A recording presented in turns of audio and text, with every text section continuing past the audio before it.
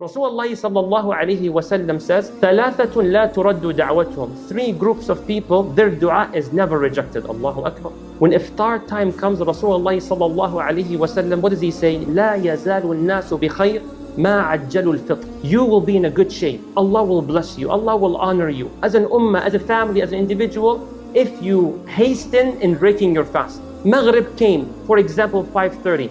Don't say, let me wait 5 more minutes, right, let me finish this phone call or finish up my homework. La. Rasulullah says from the sunnah of Ummah Muhammad, ta'jeel al-fitr. You go right away when you break your fast.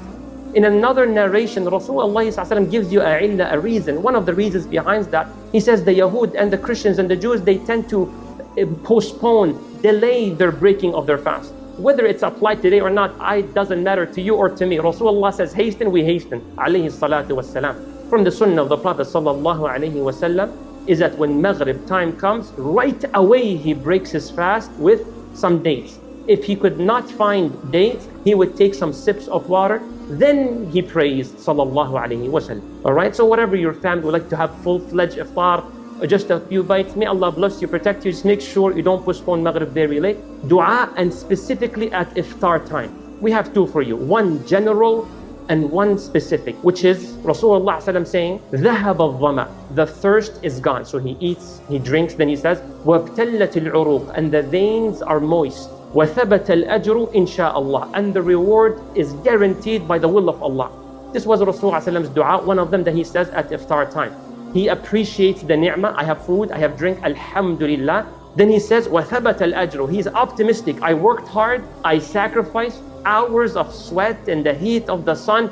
I'm optimistic. That's the mu'min. That's the attitude of the believer. May Allah make us of that category. Ameen ya Rabbil Alameen. Then the other type of dua, Rasulullah sallallahu alayhi wasallam says, ثَلَاثَةٌ لَا تُرَدُّ دَعْوَتُهُم. 3 groups of people, their dua is never rejected. Allahu Akbar. One of them was صَائِمُ حَتَّى يُفْطِرُ. The one who's fasting until they break their fast. The question, do I make the dua before the adhan or after the adhan?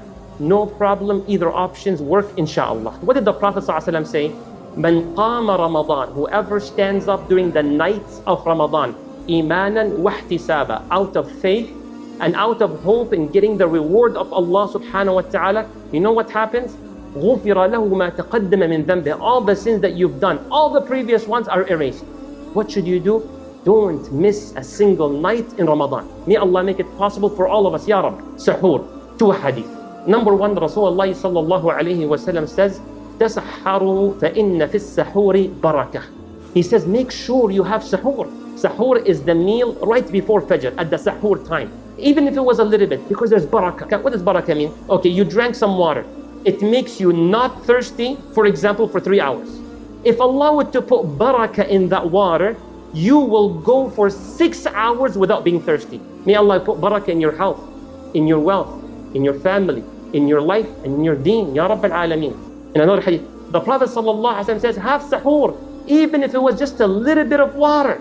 Allah and the malaika, they pray for the one who performs that suhoor, who fulfills it. May Allah make us of those who Allah and the angels pray for. Ameen ya Rabbil Alameen. Someone tries to fight you, have an argument